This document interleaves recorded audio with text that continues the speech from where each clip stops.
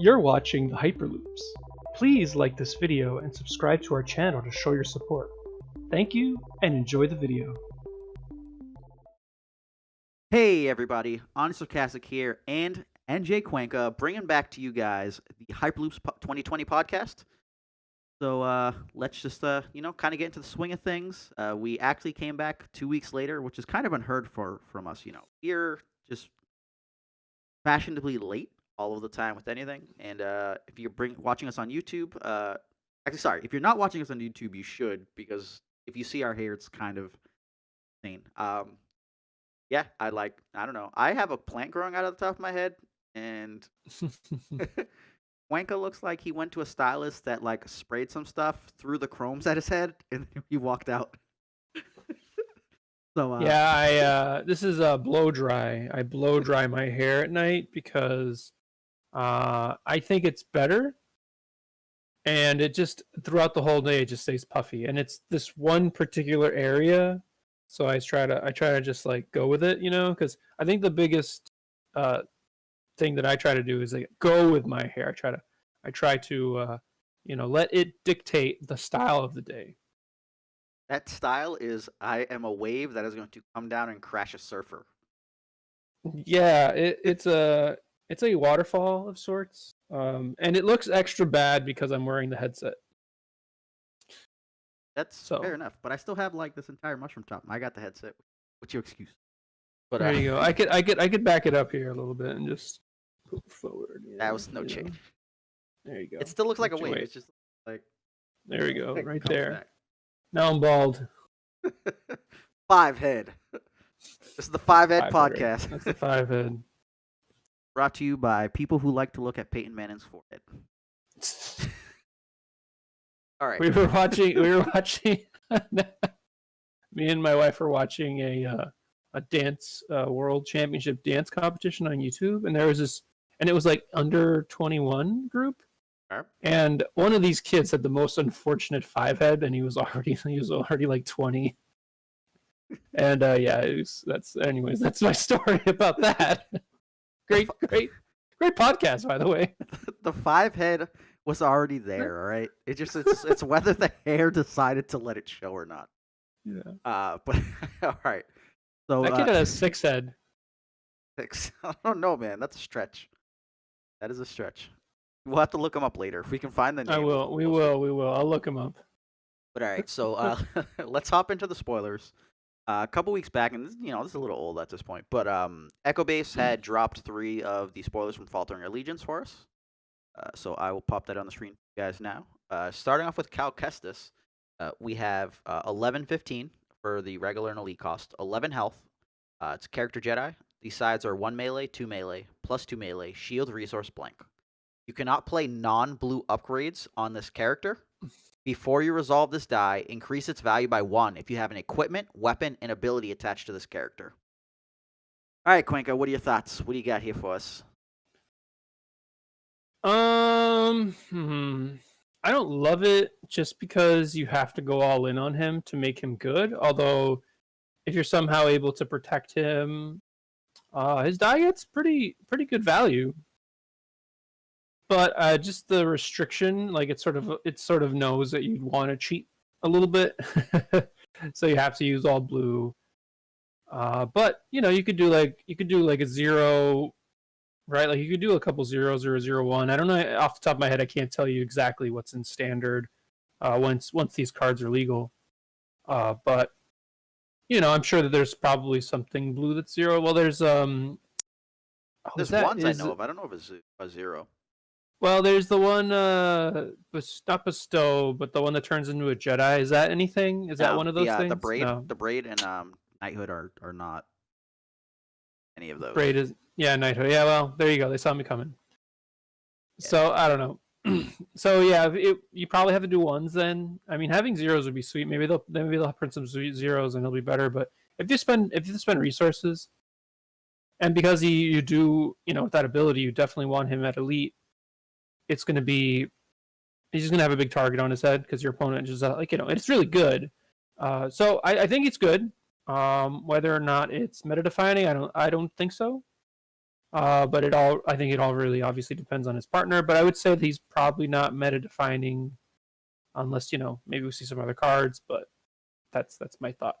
Well, so equipment wise, you have Jedi Holocron for one. You got Lore Hunter for one. Neiman Training, Sacred Jedi Text, uh, pretty much Yoda's lightsaber for like ones if you're trying to just go straight into it very quickly. Most of those are not very amazing, but they are usable. For me, the thing I would go like, all right, you're gonna want a partner that probably comes in as blue as well, so that you're mono blue, so you don't have to worry about other stuff. Um, and Right, pair that turn on the melee side. Make turn sure on the that. melee side. Make sure you have like whatever blue abilities you have are actually good. You don't want to just run Yep. trash and then only be on him.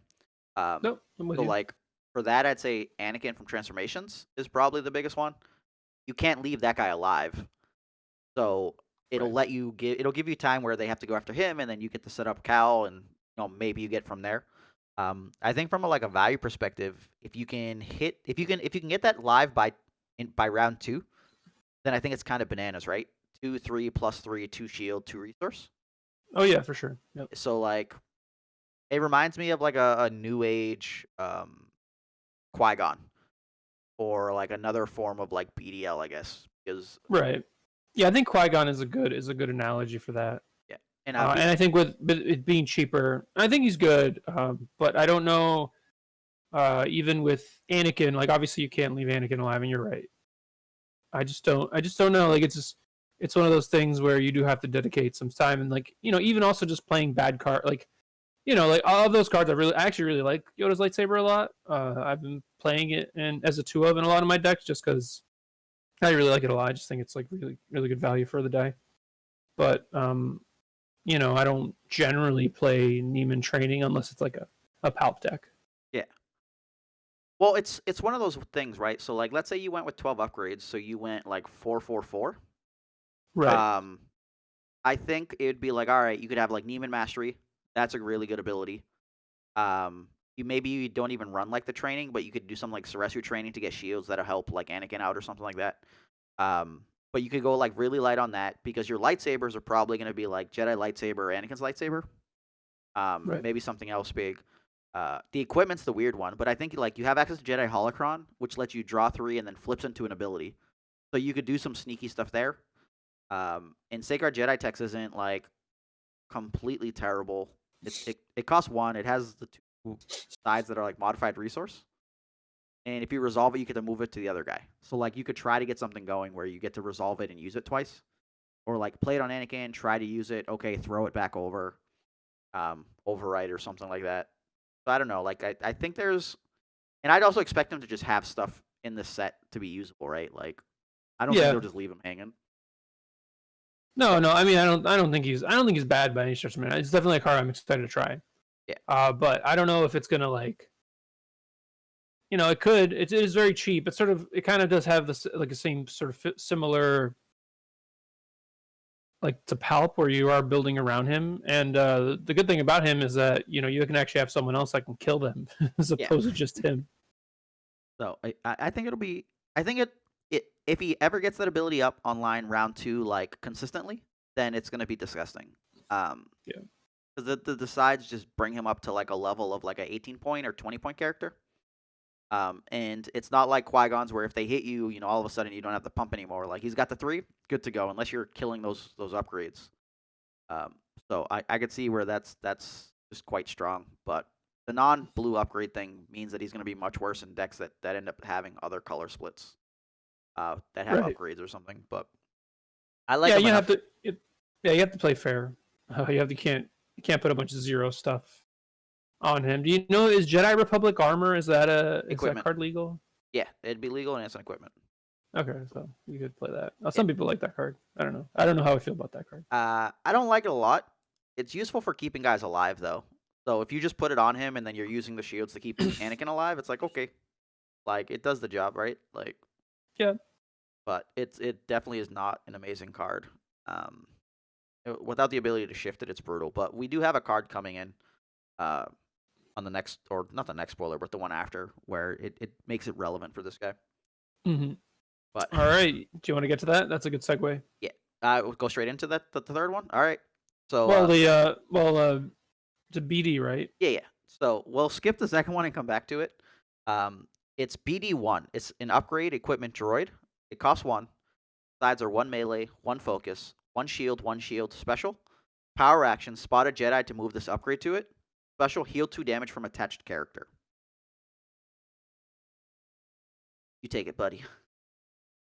Well, with Cal, it's obviously, I think it's, they're sort of made for each other. The flavor of the video game, which haven't beat yet, but I really actually really enjoy that game a lot. And I would say, yeah, I mean, I think it's definitely like you would play them together, and he is the die sides are like kind of whatever, fair bit until the heal 2 starts coming online. Then I think that's like very strong. But like the first time you use it, like you get a focus and then it goes on, or you get him. Getting a melee is great. Shields like whatever, but getting 2 uses I think is the first round is like pretty good value for one. So yeah, I mean, as I'm thinking about it, I like it, and filling in nicely with the equipments for Cal is good because I think it's pretty easy to find weapons and abilities that are good, but equipments are a little shakier for Blue. So I think yeah, I think he's definitely going to fit in nicely outside of the Cal decks, unless there's like some weird droid synergy thing that you want to do. Uh, there's a few cards that like are good for droids that haven't been used a lot, so maybe you could see play in some type of droid deck. But aside from potentially droids, something kind of wacky. There's that card that like brings back a droid and then puts a bunch of upgrades on it. That could be kind of funny. It has to be a And support for, I think, for that one. So like this is an upgrade oh, that has to be support. Oh, that's right, because it's not. to put the mods on it. Yeah. Oh, I see. Okay, Yeah. all right. I like this card a lot because you can use it twice every round, provided that the both Jedi's are alive, assuming you're playing multiple Jedi's. If you have 3 Jedi's, you can get 3 use out of a round, but with the rotation, I think that's all gone. Right. The big thing for me is like if you pay 1 and it got you 2 shields or a melee and a shield, like that's great. I think the focus is just a huge bonus there. And the special is obviously like the best side. The problem ends up being is that you're usually not going to have damage on 2 of your characters at the same time, unless your opponent has indirect.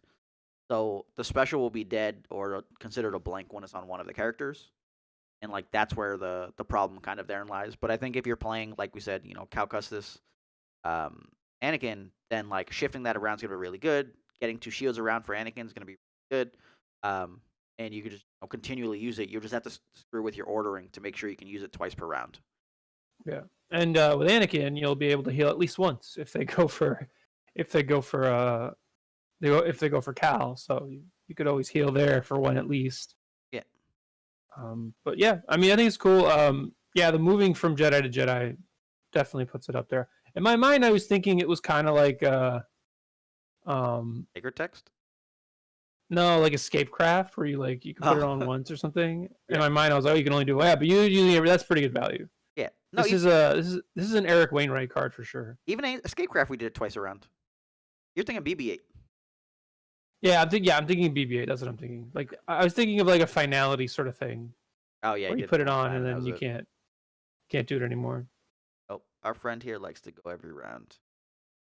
That's cool. Yeah, it's real slow. Yeah, it looks like Johnny 5. The face just reminds me of Johnny 5 so much. Just yeah. It's a Johnny 5 with a monocle. Yeah, BD1 is a concept of a droid. It's actually really, really cute, fun character, and in the video game, he's sort of on your back the whole time. So flavor-wise, that's a win. Back Droid 1. Back Droid 1. There you go. Wow.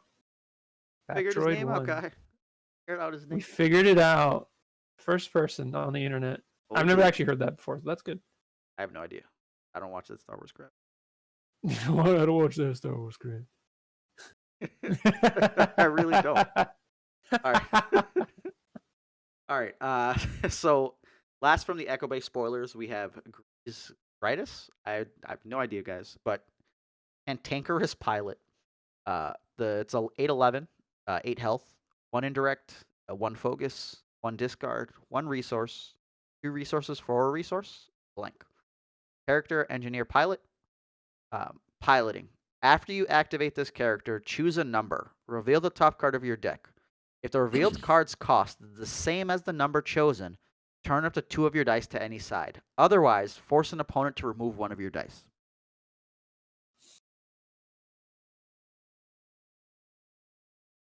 We did it. Yeah, MJ for Cuenca speechless. yeah, for a second I thought it was like Talzin where you could like build your deck around it, but there's like no way you could build a deck around just like one number. Like everything's a 0. Everything's I guess you could do like everything's a 1 and that might be okay. I guess yeah, like everything's a 1. Everything a 1 Um is an option. is an option. Yeah. You can't I don't you can't do everything's a 0, but everything's a 1. I mean, this is just like such a blowout when it doesn't work. It's not like Talzin where you whiff. You're like, all right, that's fine. It's like, oh, you whiff. Look at how you take one of your dice. It's just like what? And the thing is that you want good dice out, right? To like flip. So like if everything's a 1, like your dice aren't going to be great. I guess you could have like a big guy that's 19, and then like autofocus him, and everything's a 1, and that could be all right. That seems there's either a 19 or a if he's just an 8, you could do like a big 22, and if you have like big dice. So So big stuff that exists that would fit would be like Big Yoda, who has the 3s, Poe Dameron, Enfys, Anakin. There's actually no one above 18 trilogy pre-rotation. So, but you could put this with Jin, new Jin. mm-hmm. So you're like focus, new Jin, triple range, we're good. But it's pretty ugly. The thing I could see it being is like, let's say you played it where it was more like a 2010 scenario. So I don't know if you had like 21s and like 10 other numbers. So that you had 2s and 3s or whatever stuff, so that it would be 2 out of 3 times you'll hit successfully to get 2 of your dice focused. It's just like if you can tutor and thin out the deck from those cards, then I think it could be largely viable. It's really scary, right? Like if you'd either have to just not have a die out, roll this person out, and then like, oh cool, if you hit it, you have both on money, right? Like or money and resource, or sorry, money and focus. And if not, you're like, oh, here's my entourage die in the pool. Roll out, whiff. Cool beans, guys. You ate my entourage, and you're like, you dirty hooker tree. I hate you. Yeah, there also might be something in the set where like you can look at the top card of your deck, and that would be pretty sick. But as of yet, I don't think there's anything like that, right? Nothing that we know of, I believe. Right. That definitely. I feel like you would have. I feel like you would have spoiled that with this card, right? Being like, oh, he has. You know what? I'm gonna put it on. I'm gonna make the bold prediction that the ship he pilots does something where you can look at the top card of your deck. Boom, right there. Bold prediction. Only issue with that is the ability stack would still have you do the activate character thing first. I mean, the look at the top card, because it would be activate, and it would be all right. Choose between piloting first or this activate ability. So if he pilots, then it pilots the other thing activates, but any after activated ability on that wouldn't let you peek first. It would have to be like a before ability. Before this thing is activated, look at the top card of your deck. Yeah, it could be like before this becomes piloted or something, maybe. Yeah, but it's such a weird like it's such a weird assortment of words to get that going. Where it's Right. like, okay, guy. I would just be really surprised, or maybe maybe his ship has the ability to look like a power action. Look at the top card of your deck. Yep. There could also just be something where it puts a card from your hand on top of the deck to get some good effect, and then you use this in combination with it. So like, yeah, a lot of options. You play like a 0-cost piece of removal. You could put a card from your hand on top of your deck, instead of, or just like Sinister Piece, instead of discard, put a card from your hand on top of your deck, and then remove a die, something like that. Or like instead of playing this card's cost, you can put 2 cards from your hand on top of your deck, or something insane. Or blah blah blah. So like I could see where they do something with it, but even then, like, oh god, I hate those die sides. Like the discard and the 1 indirect are just like, No bueno to Yeah. me, like whatsoever. You have this like this raunchy effect that could just go all sorts of wrong. They still sketch you out with like the ability. Like I think I'd rather just play Satine. Well, yeah. Um, is Bo-Katan gonna be in? I think That's Bo-Katan way. rotates. Is it rotates? Way of the Force. I think that rotates. Yeah, Bo-Katan should have rotated. Okay. Yeah, it's unfortunate because then you could have at least like an 18 that, and then have a one plot. The one plot. I can't remove your dice, so it kind of works nicely. Oh, United And Restand that, thing. yeah, So the funny thing there is that you can stand off of these in general. So like if you did have like some big 18, you could have it and then force them to remove it and either get it back or late game they can never remove your big guy die. Go untap. But like even then, like that seems rough. well, it has to be yellow, right? You'd have to be mono yellow to get it done. Yeah. Yeah. That's just, I don't know. Oh bueno, man. I'd like you're going way too deep there. Like Lothcat one's funny because you Lothcat and then they can't remove that tie. But not the I do not like any part of this one. That Okay. means things gonna be great, right? Like be Yeah, I fantastic. mean, it could have a partner that could look on top of your deck, or his. Even like the thing is that even if his ship, even if the ship, I forget the name of it, but even if his ship like has an ability, you still have to draw it, and the ship has to be good by itself. And judging by these die sides, I don't know.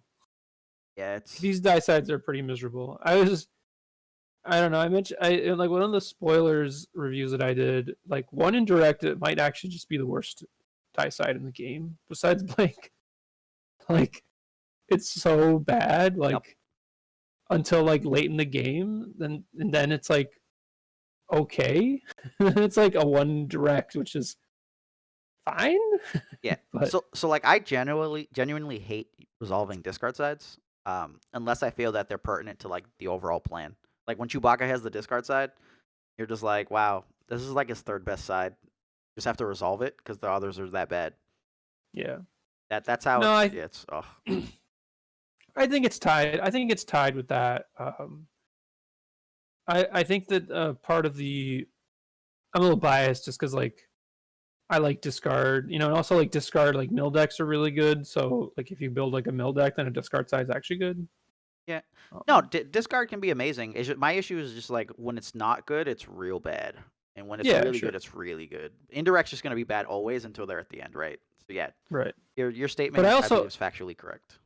but I also think that discard also has like this like effect that like a lot of times you never really notice, which is like your opponent's like, God, is he gonna use discard? Like I have to like, am I gonna make my play? Like obviously like I feel like you sometimes just go for the soul read of just like, they're not gonna use that discard. No, dude, half the time I don't even care. I'll be like, look, it boils down to this: a discard side hits. Can they resolve this discard side? If they can resolve this, and like it's not like there's no way they can resolve this, I might just have to play the card I have to play. Right. But I get blown out just as many times as I like. Whew, dodge that bullet. Look at this idiot. Took this crap card out of my hand. Thanks, guy. Right. I would say that most of the time it doesn't work out, right? Yeah. Because it's like, but sometimes you're just like, you look at the three cards in your hand, you're just like, all right, if they discard this one card, I just lose the game. Like, I feel like I just lost the game if I could just can't use my resources or whatever, but Yeah. I want to, like, use my resources better. It, it's a tough one because like I love disrupt as like the threat of control. Hey, if you don't like spend your money, I'm gonna disrupt you for it. And then people spend their money. And I'm like, word, I can reuse this die now, and then like I'm safe.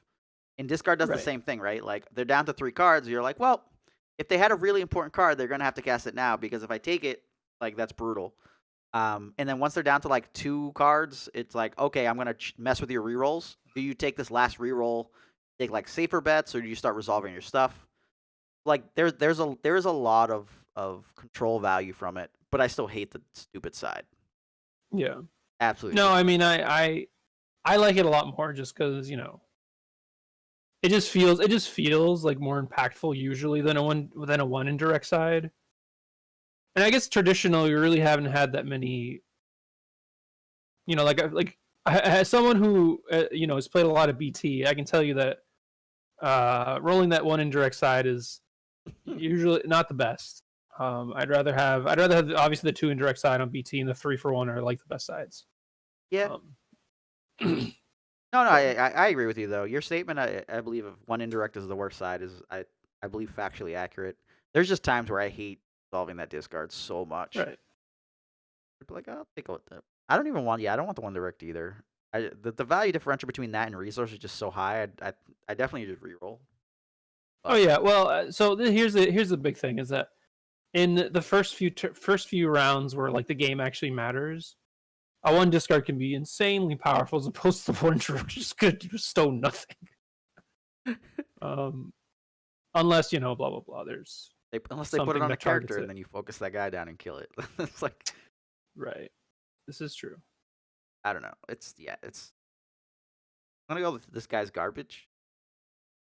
But he's a character. The character that lives in the land of Sabine. I mean, the teen. Sorry. Okay. I'm Yeah. going garbage. It's I'm not excited. I think that I like Cal a lot. Cal. Yeah.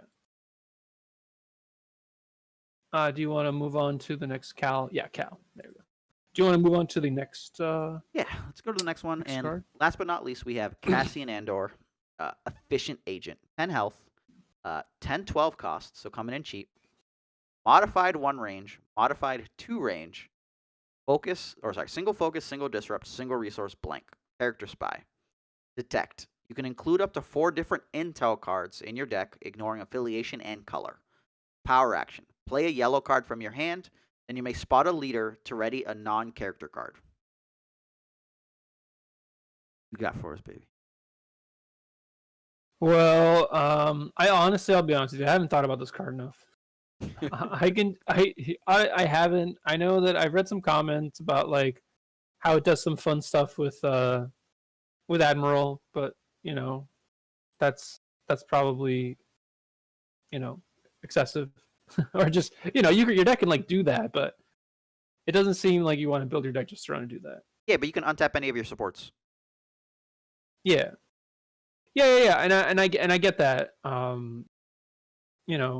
That's a once per turn, which is nice. And like later on, like he's a small guy, so later on in the round you can, he'll probably like later on in the game he'll probably still be alive, depending.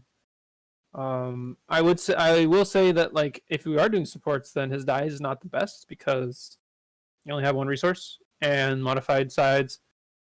Actually, plus X modified side might be the worst side. Yeah, No, we forgot kidding. about that. +1 modified side is, I think, the worst side in the game. No, it was like isn't there like a +1 shield side? that's actually might be the worst. But anyways, there's a +2 shield. I don't know about +1 shield. What happened? I don't know about +1 shield, but I know there's a +2 shield. Jarrus lightsaber has a +2 shield on it. Right. Oh. Yeah.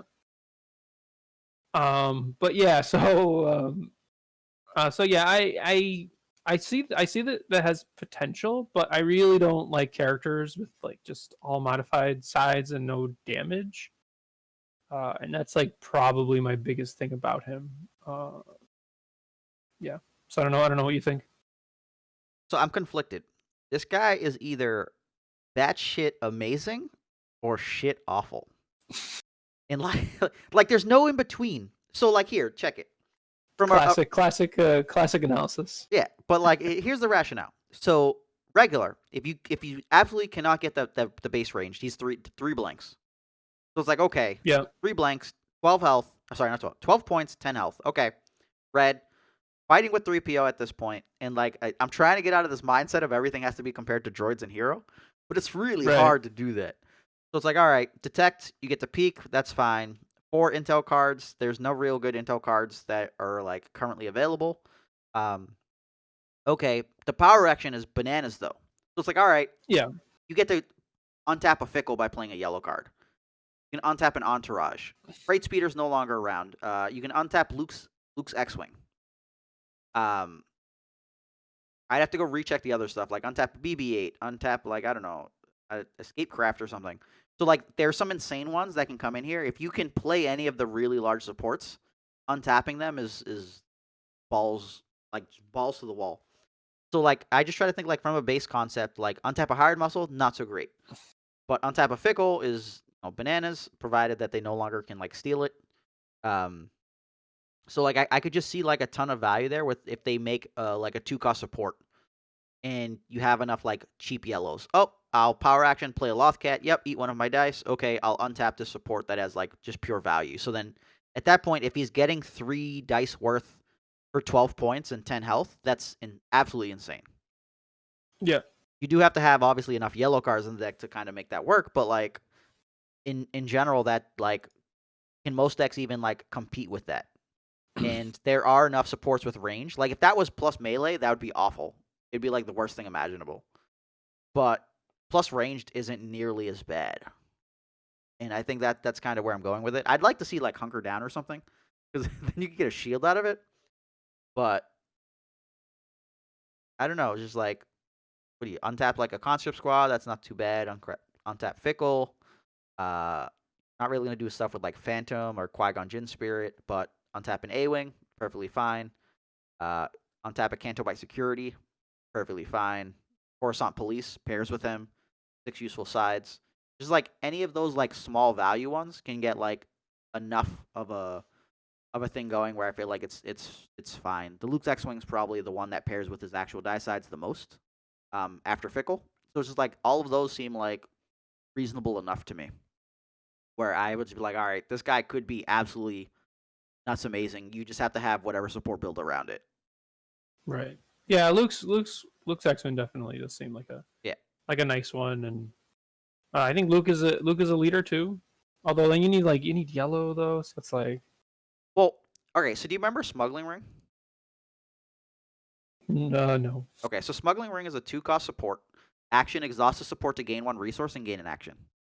So like if you ran this card, it would take 2 rounds in order to pay for itself. But if you can run Cassian with it, you could play it, tap it, get the 1, and then you could Cassian it to untap it to then turn his ability into a resource per round.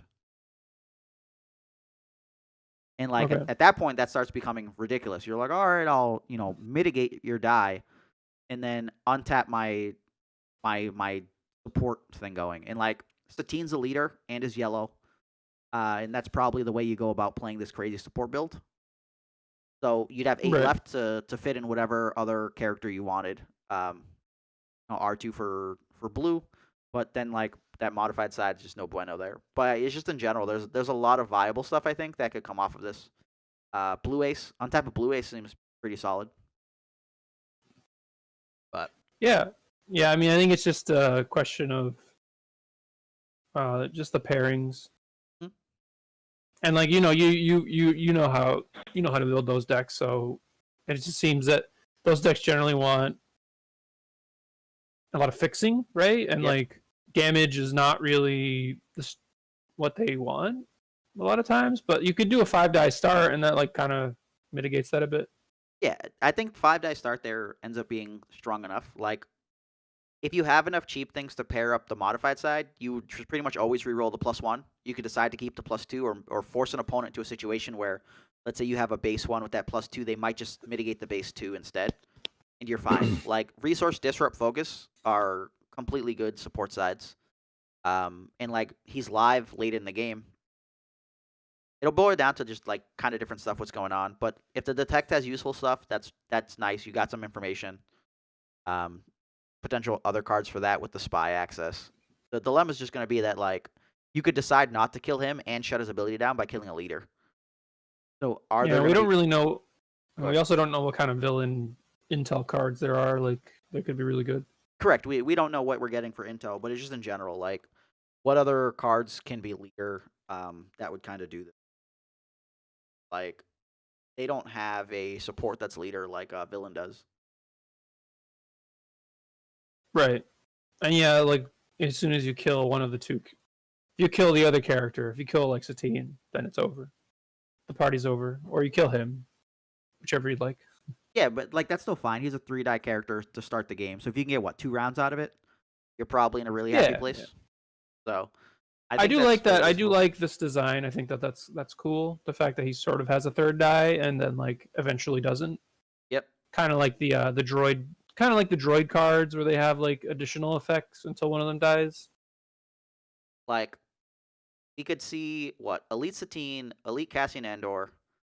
I think does the Hoth Trooper rotate, and then like Rescue Han.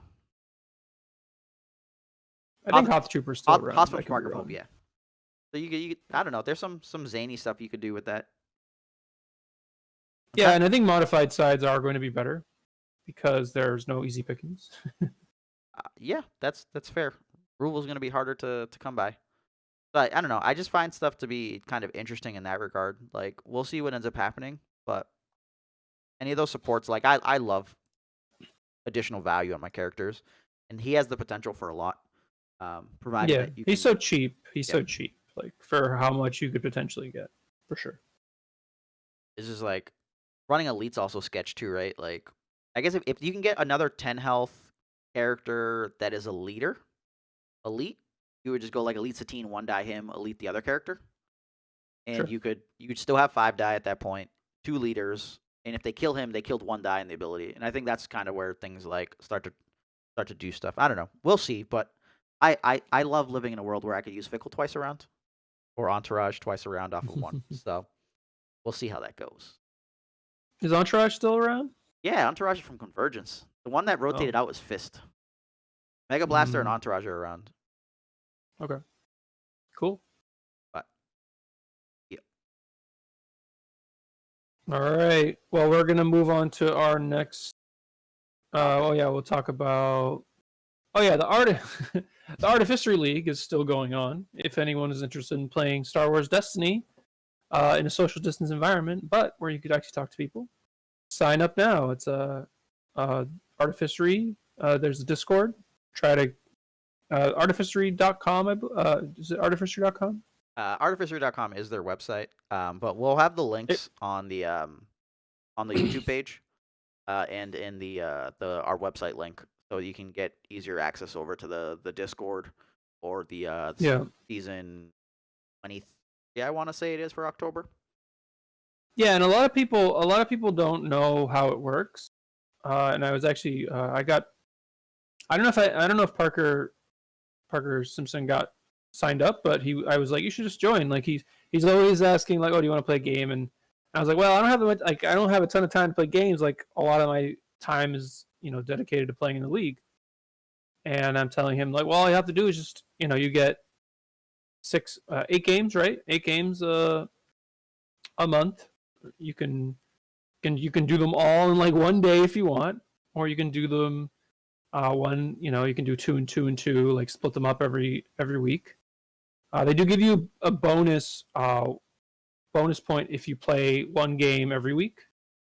So that sort of incentivizes you to like play around, and it distributes like the amount of players that are willing to play because there is that extra point.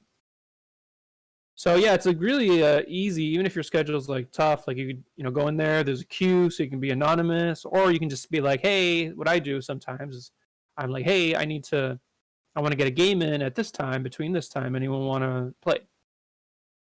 But if you want to be anonymous, put in the queue. They have best of ones if you're really tight on time, or best of threes if you want like a nice epic match. So yeah, it's really fun. I agree. I've been playing it.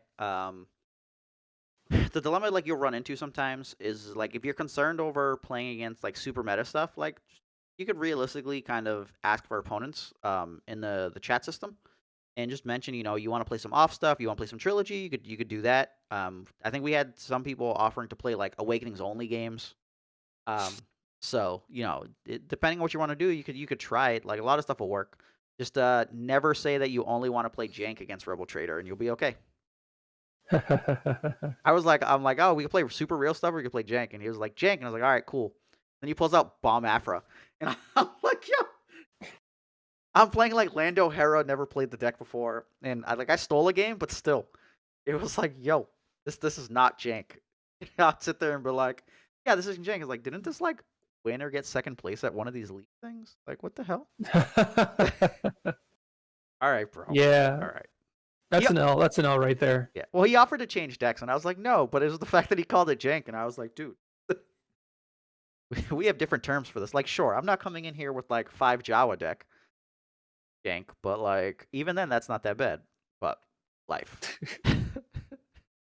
Oh no! Yeah, but in Top Cut, you will probably have to play Oh yeah, you won't play standard. real stuff unless you're just fine losing, Yeah, or your deck's that good, right? Like you got like massive grapefruits.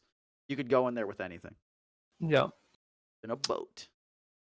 But even a boat. we'll link that stuff, and you definitely want to kind of if you're not if you haven't been playing much and you want to play more, it's definitely something to kind of look into. Yeah. All right. So from there, talking about games and whatnot, we do the patron dumps every Monday, provided we remember.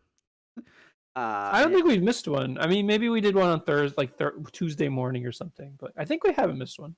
I did forgot one time, and we got it like on a Tuesday. But we drop all those ones, the 2-month-old ones. So if you're ever looking for videos to watch, check it out on our website. You have to go straight to the hyperloops.com. In order to get access to those ones, because whilst the playlist is public, the videos themselves are not, so you couldn't just find them straight from the YouTube. Yes, and it's it's 2 months old videos, a whole week of videos, so usually ends up being around 6. Yeah. Depending, because and yeah, there's if you're bored, there's plenty of content to watch.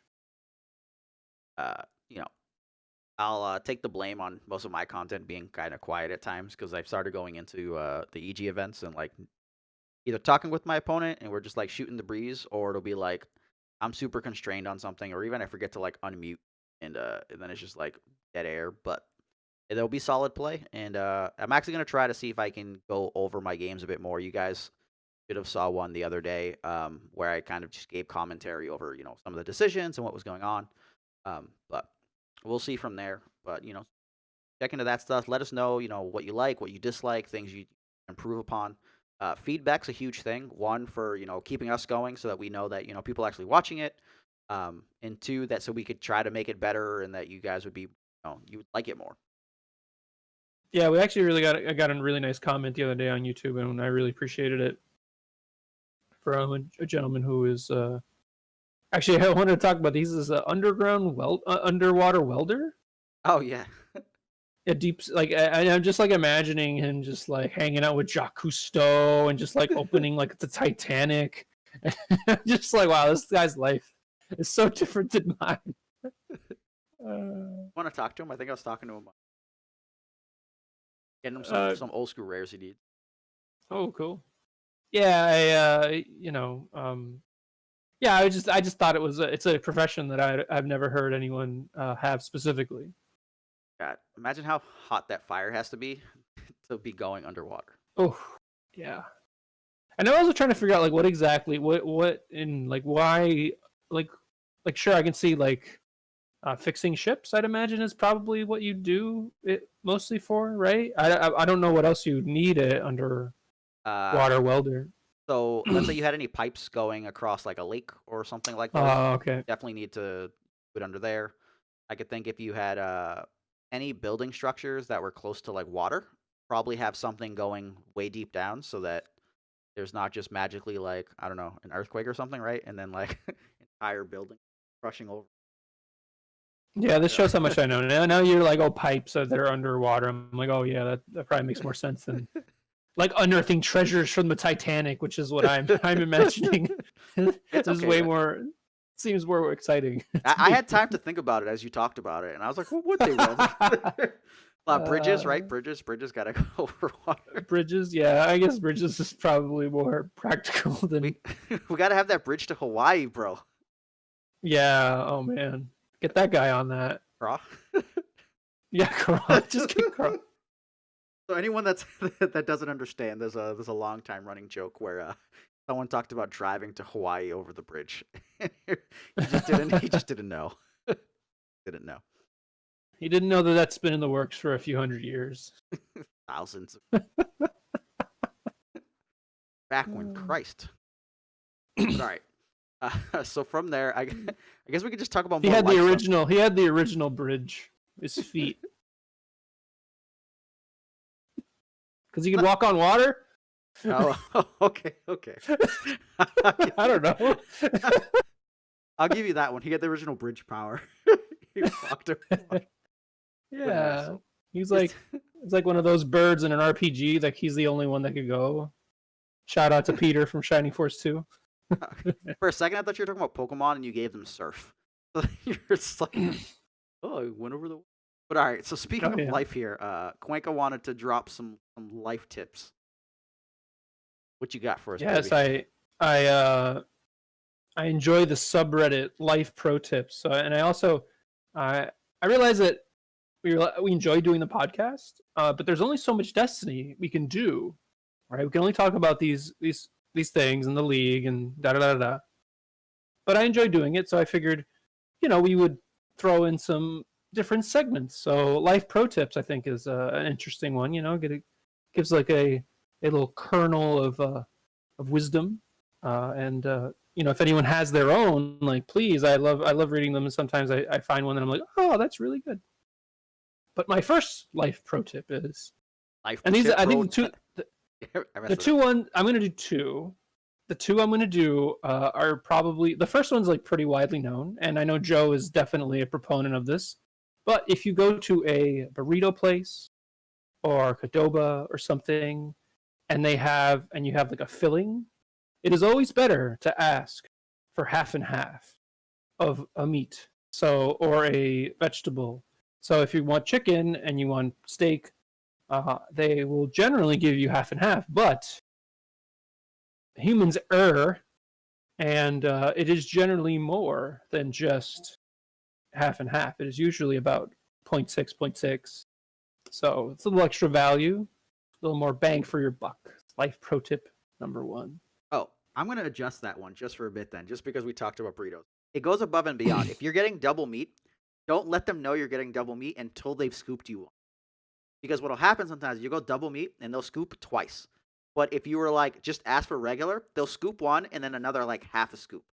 So if you go double after, then they have to like full scoop you and you got like 2.5. Hmm. I've been to Chipotle Now before. you could also do a half and half. And once they poured you half and half, be like, all right, I would like to double my meat and have a third meat. Now you're going deep. Uh, I'm going too deep, You yeah. are. But you do have to remember that they're going to charge you for whatever the more expensive meat was. They're not going to meet you. So, That's true. No, of course not. But got, that's fine. yeah, you got to kind of make sure that you're going with equivalent prices on that, or you're potentially losing. But you might be experiencing two different meats or two different, vegetarian things. Like I actually do enjoy the the sofritas from Chipotle. I think that they're actually quite good as a vegetarian option. Sofritos. Sofritas. Us? All right. Do you have a life pro tip, Joe? No, you can take the second one. I like jumping Okay. in on yours. If you started with this life pro tip, it would have been like a real serious life pro tip, and I wouldn't have expected it to involve like how to order Chipotle. And I'm like, dude, I know all of these. All right. Well, yeah. I mean, some of these, like, especially gamer value culture, like is hip to that. But some people might not be, or some people just forget. So it's always good. It's always good to get a little extra. Um, okay, so my second life pro tip was actually one that I posted on the subreddit, and it was actually the thing that I've gotten the most karma for. Probably the most karma I've ever received for anything. Maybe even more lifetime karma that I've gotten in the Star Wars Destiny subreddit combined. But That's my true. life pro tip there was, when you go on vacation, always, if you have the time, always take an extra day before you leave for your vacation and after you come back. That way, you'll have an extra day to pack, you'll have an extra day to relax. When you come back, you won't have to, like, if you get in on a Sunday and on Monday you go to work, that can be stressful. You might not get good sleep. So take that Monday off. And that actually, I like to think that holistically as your vacation, because I actually enjoy spending time, at home, just hanging out, and when you cut back, you have to, unpack and wash your clothes and da da da da. So that was my life pro tip number two. I think that one's a pretty good one because like there's so many times you come back and you're kind of exhausted, right? Because you were doing all the stuff when you were out, and then it's just like, all right, I was having fun, and then like you're already kind of sad that you have to come back to reality.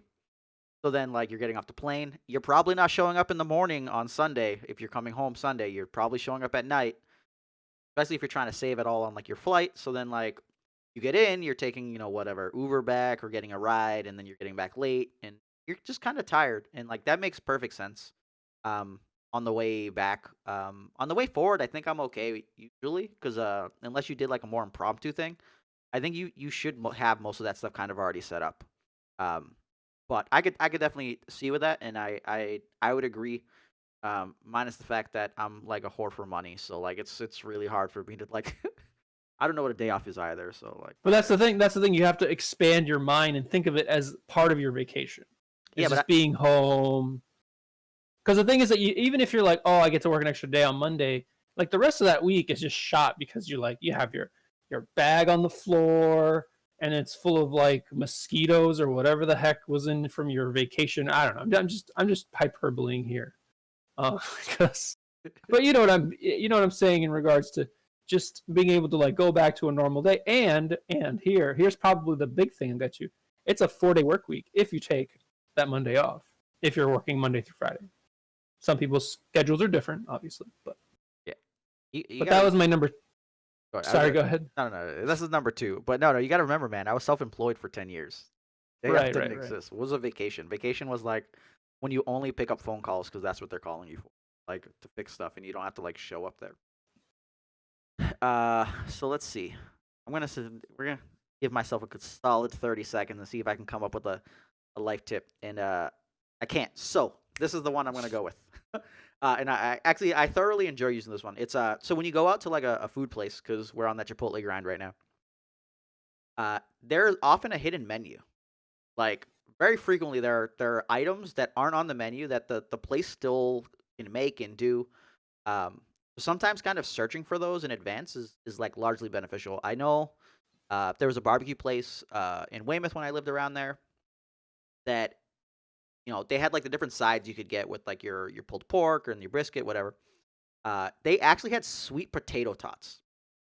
Like they had regular tater tots, but if you knew about the hidden menu, there were sweet potato ones, and those things were like 3 or 4 times better than the regular ones. And Ooh. and like I remember we went one time and we asked for it, and the waitress was like, "No, we don't have those." And we're like, "Really?" and then like we saw Plug, one of the other waitresses, were like, "Do you guys no longer have the sweet potato tots?" She's like, "No, we have those." That person's just knew, she didn't know. And it's like, "Oh yeah, you got to get those on. You got to get those on." So like they went and made the adjustment, but like there are often these hidden menu things that kind of exist when you don't. Like I don't know, you like Burger King and you liked any of those the old school like chicken sandwiches that have marinara sauce. Like sometimes they'll have the sauce in stock past the period where they no longer have the sandwich. The old days, like I used to get the rodeo cheeseburger when they no longer had it. So something to keep in mind. Places will have those things in stock. Kind of think about that hidden menu. It exists. Nice. I try. Nice. All right, I'm gonna do a quick one, a third one, which I wasn't planning on it, but for some reason, what you were talking about reminded me of it. And I was talking to my friend while we were driving to his house, and we're in traffic, and this is a big one, and this one takes a little bit of those circular things you were talking about, and basically when you're on the highway or driving or just merging anywhere, you know how like people are dicks and they just don't let you in, right? You know about that, Joe? Oh, From Massachusetts. We're from Massachusetts. You get in there. That's what happens. Is there enough space? I'm there.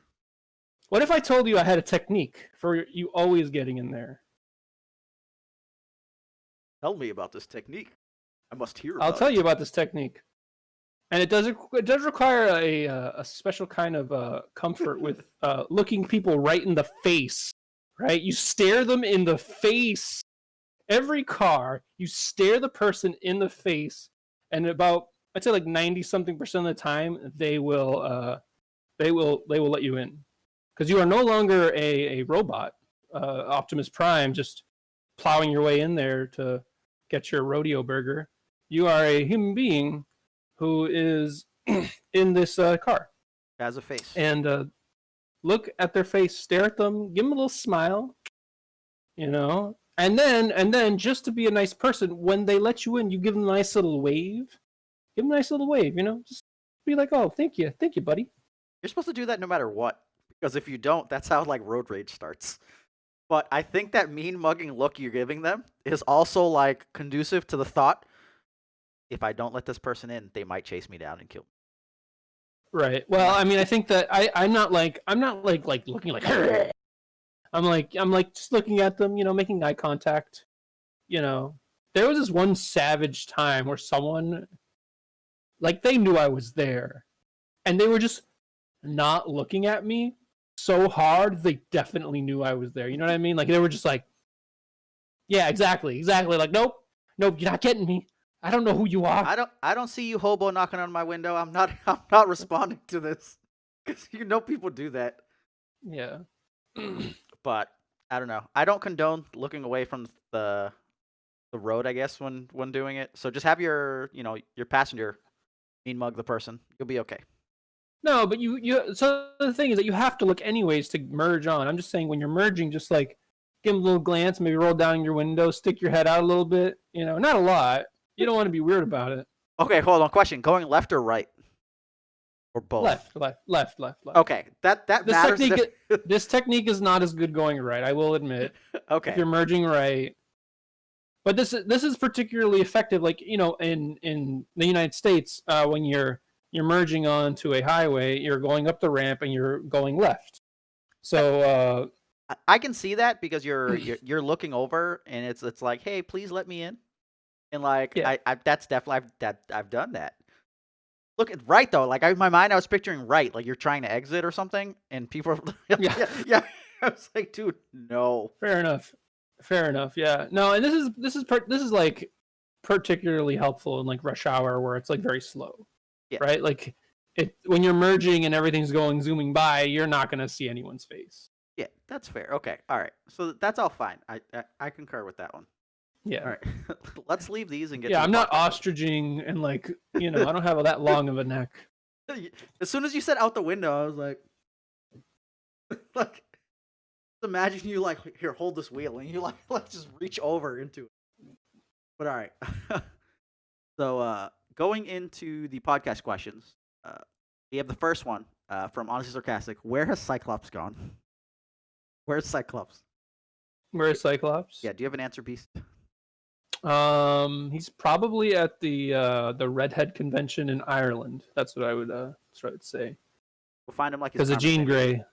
Right. I don't know where Cyclops is. He's hiding, man. He's doing his dad stuff, his dad coring, teaching stuff. That's fair. All right. So real questions. Which spoiled card from this content creators excites you the most?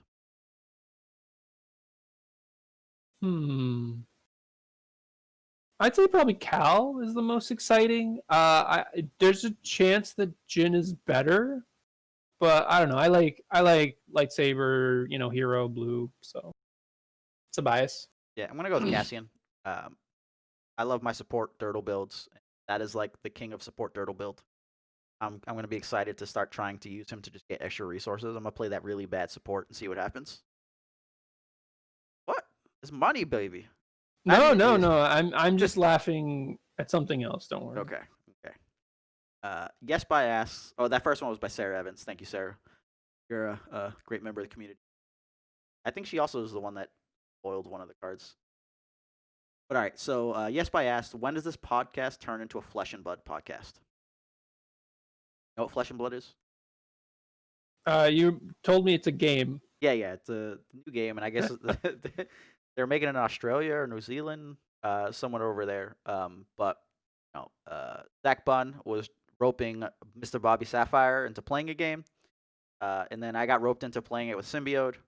And me doing me, I'm already building a deck and a combo deck, and I'm trying to like kill people like round 3 or round 4. So I'm trying to get games.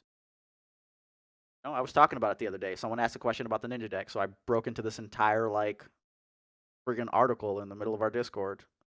I think that's what people are asking now. Like, when's this going to be a Flesh and Blood podcast? I don't have an answer for you there because I can't find games. But who knows? Maybe you could write an article. You were talking about that. Maybe writing something about it. Yeah, I could. The main dilemma is like I just don't know enough of what's going on with that stuff. Like I could write the theory article of how to like build or what you'll be looking to do math wise, but who am I talking about this game? And I've played like three games of it, but we'll see what Yeah, that's happens once I fine. get more games. Once I That's get fine. more games, we'll see what happens. I don't really need that for math. Well, Mathematically, that's called first impressions. You write a first impressions piece. That's that's fair enough. because you don't really that's literally what it is. It's this is my first impressions of the game. Okay. Like no one can be like, oh, you're wrong, and it's like, well, that's my first impression. I would 100% put your first impression. No, totally your opinion, but you're wrong. Bye. Wrong guy. You're wrong about Faithful Companions being broken and needing banned. Where's it at right now? Huh? Yeah. Dice Commandos? No, I'm just harassing you guys. Yeah. We're all allowed our Well, yours are just wrong. I'm undefeated with deck with Faithful Companions this season, so sure. watch out. You also told us that Kylo Dooku should beat 16 droids. And you were like nowhere near close, I think, until like that told you how to do it, and then you beat my ass. Well, I told you I thought that we could do it. It felt right, It felt like it was my first impression. We had played this match a lot before Rescue. Get out! It's your first impression. Get out of here. All right, how could you say it's wrong? It's my first impression. Your first impression still be wrong. I don't care. I don't have to be educated enough to know that I shouldn't say that. You're wrong. All right, fair enough. When Faltering Allegiance comes out, resets rotate. Which cards will you miss the most? Which are you sending off with a big FU?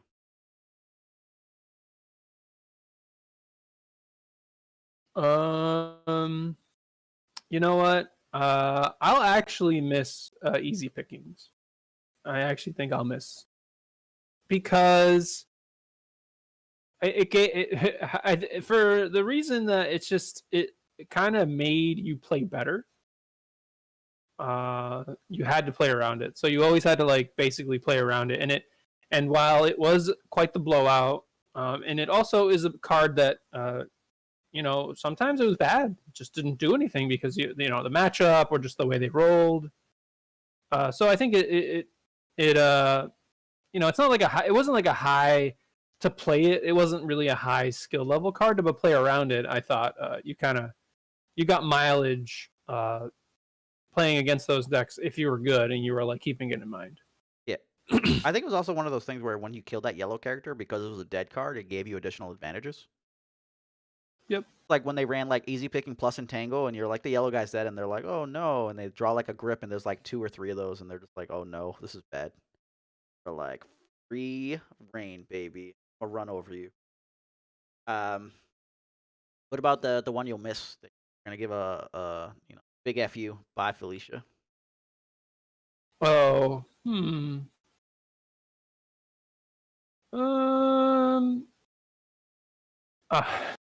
I'm trying to give you like a trolly one, but I can't really think of one. Afra? Ooh, that is a big FU. Yeah. I feel like that would have been the one you missed. An easy pick would have been the FU because you don't easy pick very much. I guess actually, you know which one not FU do? Hidden Motive. Hidden Motive, too good. Too good. Get it out of here. I think that was just. Half of us don't even get to play that right now. That's how messed up it is. Okay, so all right, that's fair. I was literally just thinking that. I'm like, well, now it's restricted list. I think it's fine. Yeah. But the fact that you could like jam it in before. So okay, so thinking that's the thing is that like I was thinking about Fist and then like because of the restricted list it's like not as good. Mm. So that's the problem is that like now I'm just thinking about we'll stick with Afra because she betrayed me. She didn't stay good enough for me to play her. She was playable for a really long amount of time.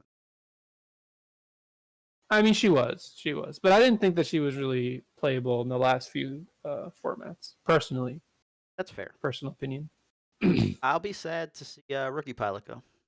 He was this goofy ass dude with a great smile, right?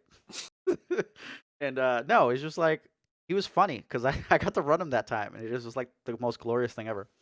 Wait, that card was still legal? Actually, it might not be. That's how much I don't know. I don't think that card's legal. It probably wasn't. Hold on, let's go.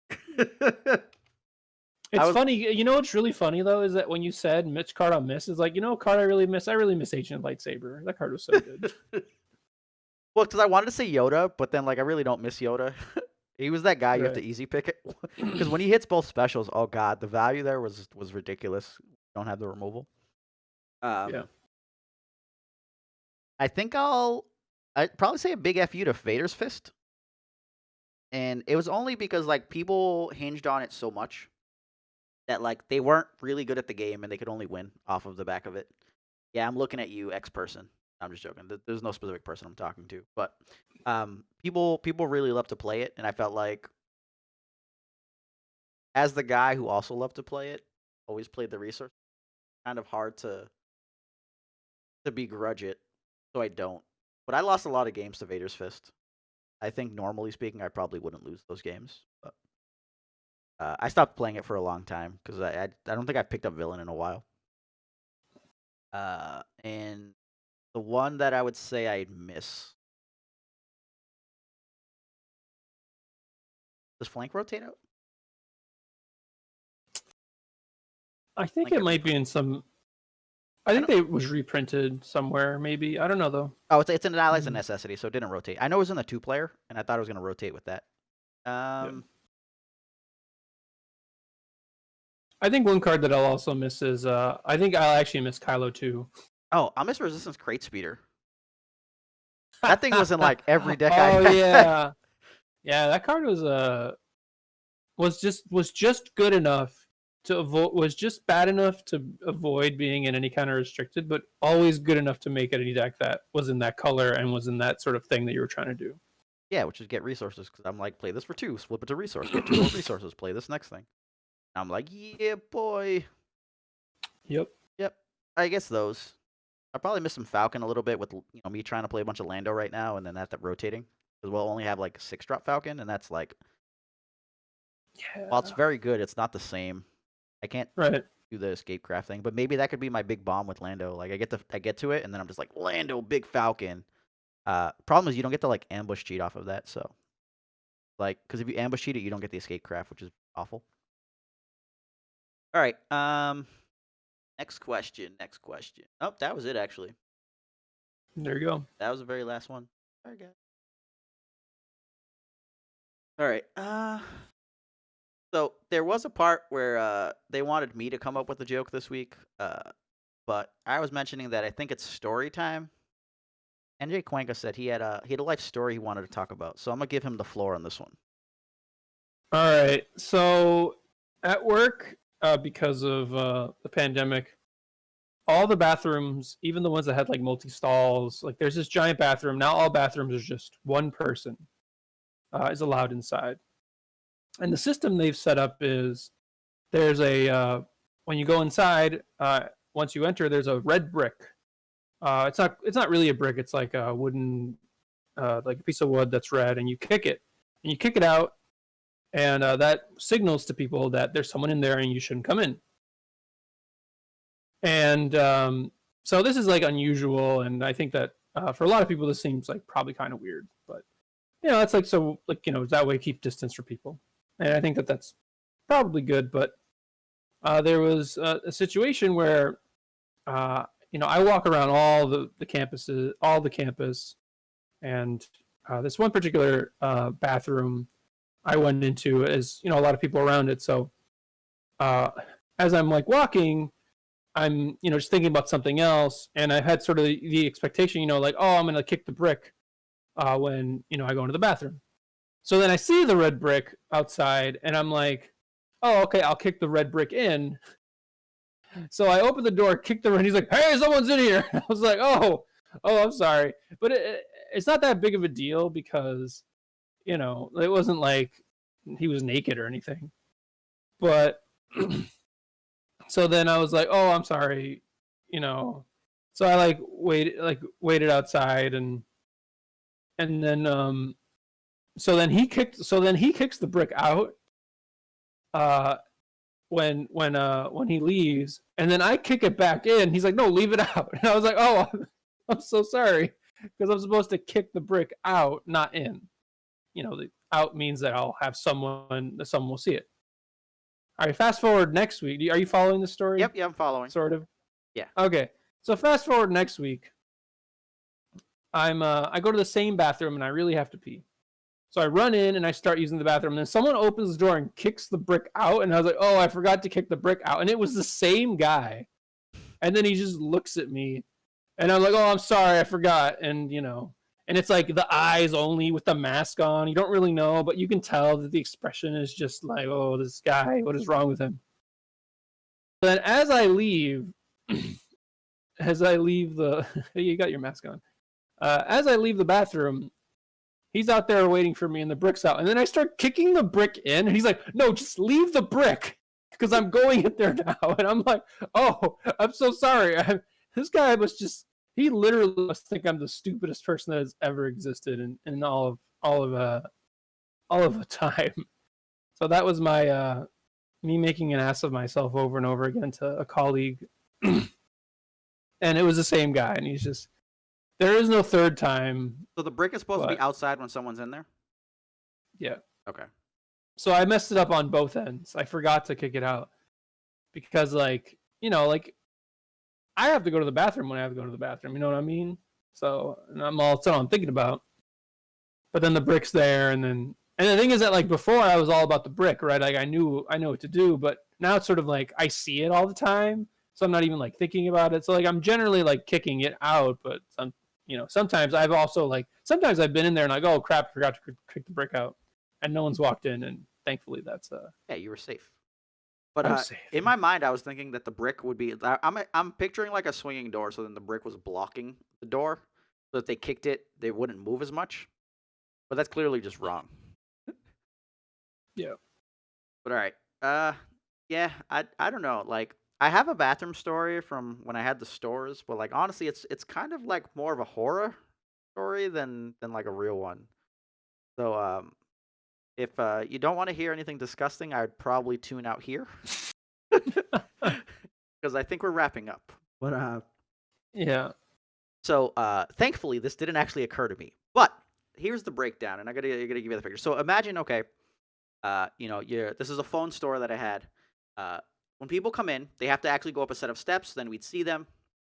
So it's it's multi-leveled. But we do have a bathroom, so we constantly get people asking to use the bathroom. Anyways, so lady comes in, wants some full help. She's gonna buy a new phone.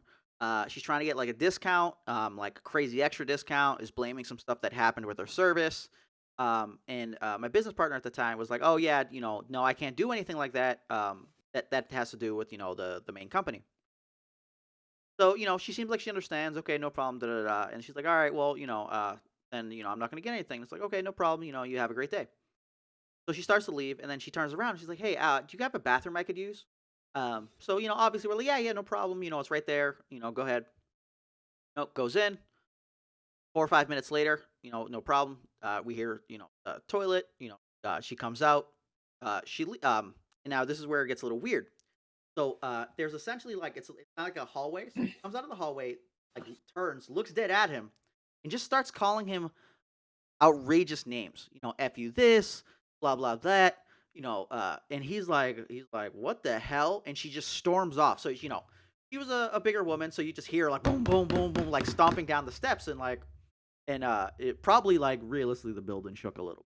But whatever. It's not the first time we've been yelled at. This is retail. A couple hours go by, customer comes in, whatever, blah, blah, blah. Oh, can I use the bathroom real quick? Yeah, no problem. Goes in. She bangs the corner into the hall, and then all of a sudden, it's ah! And obviously, my voice isn't great enough there to be the woman's voice, but I also want to shriek. So my partner's like, yo, what's going on? Da, da, da, da. Bangs the corner and then sees it. Blood all over the walls. Written obscenities, and it's what the hell's going on? So the lady apparently was on her period. Oh, Joe, do you really need to say it? Yes. You already knew. But if you don't say it, it's where'd it come from? Did you talk to a doctor about that just to double check? But she was angry. Did you take a specimen to the lab just to... She didn't cut her wrist or something, and just right on the wall. And now she's like dragging her body back home. She cut her leg in the It's middle like of I there. She couldn't get a drags it phone up there. today. But yeah, it was smeared all over the place, and I was thankful on that day that I did not work there right now.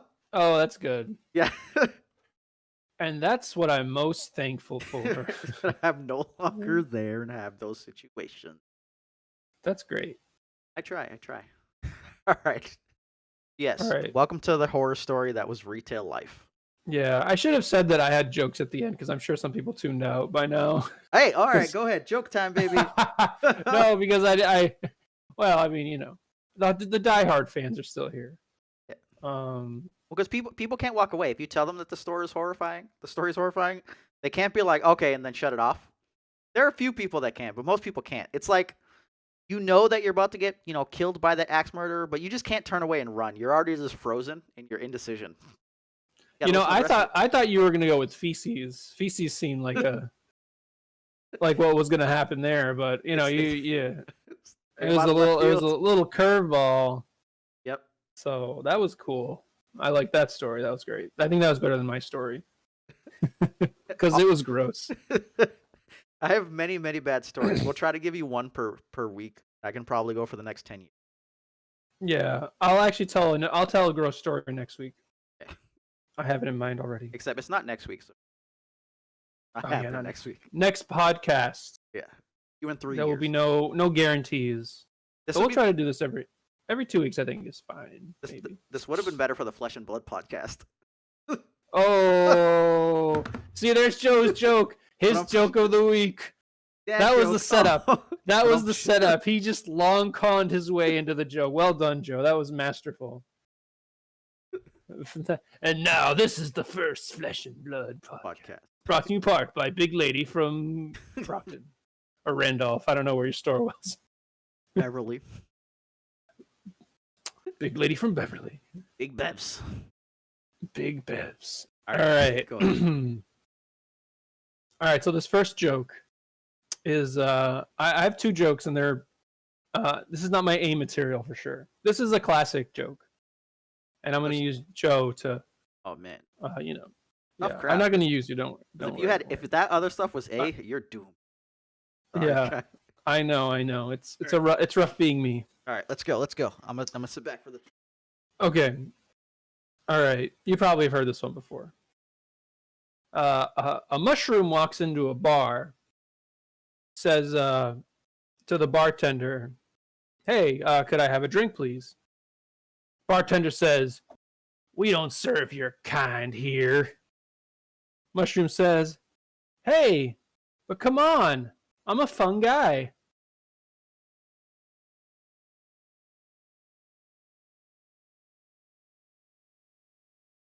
And that concludes the podcast. No, I'm just kidding. All right, so that was the first joke. All right, and I think a lot of people have probably heard that one. That one's good. Actually, I had a friend who put that at the end of his entrance form for college. It was like a section like, "Is there anything else you'd like to include?" he put that joke in. So I'll always remember that one. And also, this one's for Joe because we were talking about accounting jokes. And I actually looked one up. So Joe, do you know how does an accountant stay out of debt? I don't know, Cuenca. How does he? He learns to act as wage.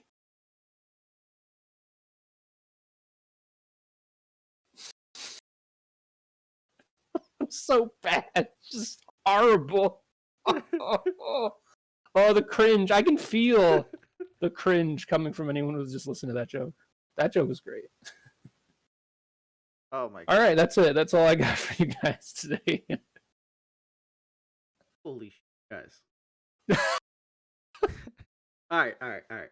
So this one I saw the other day, but this one is glorious. So a teacher's talking about the word contagious. And asked little Timmy to say a sentence with it, and he's like, "All right, cool. I heard this one the other day. My dad told me about it." So his neighbor was painting her house with a 2-inch brush. Dad responded with, "That's gonna take this cunt to age." But I'm contagious, literally. Well, There you go. that concludes the Hyperloops 2020 podcast. The Disney Junior podcast. We're not Destiny Junior. I know. You're Disney. Well, I was just thinking how un-Disney that joke was. Everything in dude. We talked about period blood. We're good. Listen, we were supposed to keep that as a sort of have the listener sort of know what we were talking about. Try to figure out what was going on. It's like, yeah, I don't know, maybe. I just don't like the word period blood. I don't know why. The phrase. My wife starts talking about chunks, and I'm just like, all right. Want cooch blood? Out. You want like Aunt Mary visiting? Want Shark Week? We can give you Shark Week. Shark Week? It was Shark Week for her. Nice. Shark Week. But that's it. Hyperloops 2020 podcast. We'll catch you guys next time. Yep. Gooses. Thanks for watching. Please like and subscribe to show your support. If you want to become a patron, check out our Patreon. The link will be in the description. Thanks again.